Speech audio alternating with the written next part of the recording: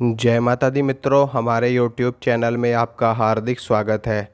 आज मैं आपको एक साधना बताऊंगा गुरु गोरखनाथ जी की। और जब आप ये साधना कर लोगे तो उसके बाद में गुरु गोरखनाथ जी की सवारी आप अपने शीश पे बुला सकते हो, अपने शरीर पे गुरु गोरखनाथ जी की शक्ति को बुला सकते हो। तो इसके लिए आपको पहले साधना करनी पड़ेगी और ये साधनाएं पूरे के पूरे 21 दिनों की। तो आपको साधना के विधि विधान बताता हूँ कैसे करना है, क्या करना है। तो सबसे पहले आपको कोई भी शुभ नक्षत्र, शुभ तिथि चुन लेनी है, जैसे कि शिवरात्रि का समय हो, होली का समय हो, दीपावली का समय हो, कोई शुभ तिथि हो। इसके अलावा जैसे कि शुक्ल पक्ष का समय हो और एकादशी का समय हो, पूर्णिमा की तिथि हो, गुरु पूर्णिमा हो, रवि पुष्य योग हो, गुरु पुष्य योग हो, कोई भी अच्छा दिन आपको चुन लेना है जिस दिन से आपको साधना शुरू करनी है। देखिए होता क्या है, जब हम किसी भी शुभ नक्षत्र से साधना, पूजा या कोई भी ऐसा कार्य शुरू करते हैं तो हमारे कार्य में कई गुना बढ़ोतरी होती है। क्योंकि शुभ नक्षत्र में, शुभ तिथि में किया गया कार्य बहुत ही ज़्यादा फल देने वाला होता है और कई गुना ज़्यादा फल देने वाला होता है।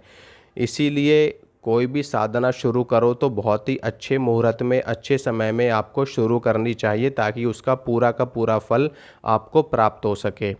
तो कोई भी अच्छा दिन आपको चुन लेना है, नहीं तो आपको कोई भी दिन नहीं मिलता तो आप शुक्ल पक्ष में साधना शुरू करिए। अमावस्या के बाद में जो पक्ष आता है उसी को शुक्ल पक्ष कहा जाता है। तो सर्वप्रथम आपको क्या करना है कि अगर आपके पूजा घर में, आपके मंदिर में गुरु गोरखनाथ जी की तस्वीर है या उनकी मूर्ति है तो बहुत ही अच्छा है, तो वहीं पर आपको सारी चीज़ें कर लेनी है। अगर नहीं है तो गुरु गोरखनाथ जी की तस्वीर आपको लेकर के आनी है बाहर से, और एक लकड़ी के बाजोठ पे लाल रंग का या फिर भगवे रंग का वस्त्र आपको बिछाना है। उसके ऊपर गुरु गोरखनाथ जी की तस्वीर या फोटो या मूर्ति स्थापित करनी है। फोटो के ऊपर आपको भगवे रंग का वस्त्र डालना है फोटो के ऊपर, यानी कि आपको सीधा सीधा फोटो ऐसे नहीं लगानी है, फोटो के ऊपर भी आपका वस्त्र होना चाहिए। उसके बाद में आपको क्या करना है कि गुरु गोरखनाथ जी के सामने एक जल का पात्र रखना है, थोड़ा सा गंगा जल डाल करके उनके सामने धूप बत्ती जलानी है, अगरबत्ती जलानी है, एक देसी घी का दीपक जलाना है और गुरु गोरखनाथ जी को पुष्प इत्यादि अर्पित करने हैं। और उसके बाद में उनके समक्ष आपको प्रसाद अर्पित करना है उनको, ठीक है, उनको भोग लगाना है। प्रसाद में आप जो भी आपका सामर्थ्य हो वो आप उनको दे सकते हो। 2 बूंदी के लड्डू दे सकते हो, रोट का प्रसाद लगा सकते हो, मालपुए का प्रसाद लगा सकते हो। इसके अलावा बर्फ़ी, पेड़ा इत्यादि जो भी आपको मिले वो आप गुरु गोरखनाथ जी को भोग के स्वरूप में दे सकते हो। इसके अलावा आप अग्यारी करके, अग्यारी में भी गुरु गोरखनाथ जी को भोग प्रसाद दे सकते हो। अग्यारी के लिए भी मैंने आपको बता रखा है कि उपले का जो कंडा होता है, उपला होता है, उसकी पहले आपको आग बना लेनी है, आँच बना लेनी है, फिर उसमें अग्नि प्रज्वलित आपको कर लेनी है कपूर और देसी घी की सहायता से। उसके बाद में जो भी प्रसाद आप लेकर के आए हो वो गुरु गोरखनाथ जी का आवाहन करके उनके मंत्र को पढ़ते हुए आप वो भोग अगर उस अग्नि में दोगे, अग्यारी में दोगे, तो वो भोग गुरु गोरखनाथ जी को प्राप्त हो जाएगा। तो इस तरीके से भी आप उनको भोग दे सकते हो। अब इसके बाद में साधना की शुरुआत आपको करनी है। सर्वप्रथम आपको संकल्प लेना है। सर्वप्रथम तो वैसे शुद्धिकरण होता है, तो वो सारी चीज़ें कर्मकांड में आ जाएंगी, तो वो बहुत लंबा प्रोसीजर हो जाएगा। अगर मैं आपको यहाँ पे बताऊँगा तो बहुत समय लग जाएगा, उसमें भी वीडियो भी काफ़ी लंबी हो जाएगी। तो सर्वप्रथम आपको संकल्प ले लेना है। संकल्प से पहले शुद्धिकरण आपको पता ही है, जब साधना करोगे तो स्नान करना है, आपको साफ़ सुथरे धुले हुए वस्त्र पहनने हैं। अगर स्नान नहीं कर सकते तो हाथ मुंह आपको धो करके साफ़ सुथरे वस्त्र पहन करके साधना में बैठना है, ठीक है। उसके बाद आपको संकल्प लेना है। संकल्प में आपको ये बोलना है कि हे गुरु गोरखनाथ जी, मैं आपकी साधना कर रहा हूँ और मैं आपकी सवारी लेना चाहता हूँ, आपको अपने शीश पे, अपने शरीर पे बुलाना चाहता हूँ। इस प्रकार से संकल्प लेने के बाद में सर्वप्रथम आपको गणेश जी के मंत्र की एक माला करनी है। ओम गंग गणपतये नमः, ओम गंग गणपतये नमः, ये गणेश जी का मंत्र है। मैंने कई बार बता रखा है, इसको इस मंत्र की एक माला आपको करनी है। इसके बाद में एक माला आपको पंचाक्षरी मंत्र की करनी है। अगर उसमें ओम लगा दिया जाएगा तो वो षडाक्षरी हो जाएगा, जो कि इस प्रकार है, ओम नमः शिवाय, ओम नमः शिवाय। इसकी भी एक माला आपको करनी है। इस मंत्र के बाद में गुरु गोरखनाथ जी के मंत्र की आपको 21 मालाएं करनी है, जो कि इस प्रकार है। ओम शिव गुरु गोरखनाथाय नमः, ओम शिव गुरु गोरखनाथाय नमः, ओम शिव गुरु गोरखनाथाय नमः। इस मंत्र की आपको 21 माला जपनी है। ठीक है, उसके बाद में अपना सारा जप गुरु गोरखनाथ जी को अर्पित कर देना है, उनको प्रणाम करना है, अपने आसन को प्रणाम करना है और आपको अपनी साधना से उठ जाना है। ये साधना आपको आप रात्रि काल में भी कर सकते हो और आप सुबह के समय में, जो कि ब्रह्म मुहूर्त का समय होता है, उसमें भी आप ये साधना कर सकते हो। संध्या काल में भी आप ये साधना कर सकते हो, रात्रि काल में भी आप ये साधना कर सकते हो। कुल मिलाकर के ये है कि आपको दोपहर के समय में ये साधना नहीं करनी, बाकी आप किसी भी समय में ये साधना कर सकते हो। जिस समय पर आप पहले दिन साधना शुरू करोगे उसी समय पर आपको रोज़ साधना करनी है, रोज़ उसी समय पर आपको मंत्र जप करना है। साधना काल के दौरान में आपको ब्रह्मचर्य का पालन करना है और हो सके तो ज़मीन पे आप सोइए, और अंडा, मीट, शराब, ये सारी चीज़ें तो आपको बिल्कुल भी नहीं खानी पीनी है, नहीं तो साधना आपकी खंडित मानी जाएगी, साधना का कोई फल आपको नहीं मिलेगा। और ब्रह्मचर्य का पालन और अंडा, मीट, शराब, ये चीज़ें तो बहुत ही ज़्यादा कंपलसरी होती हैं गुरु गोरखनाथ जी की साधना में। ठीक है, इन चीज़ों का पालन करते हुए आपको प्रतिदिन 21 मालाएं करनी है। जब 21 दिन पूरे हो जाएंगे, 21 दिनों का संकल्प लेना है, 21 मालाएं प्रतिदिन करनी है। 21 दिन जब आपके पूरे हो जाएंगे तो उसके बाद आपको नित्य 11 माला इसी मंत्र की करते रहना है। ठीक है, नित्य 11 माला इसी मंत्र की करते रहना है।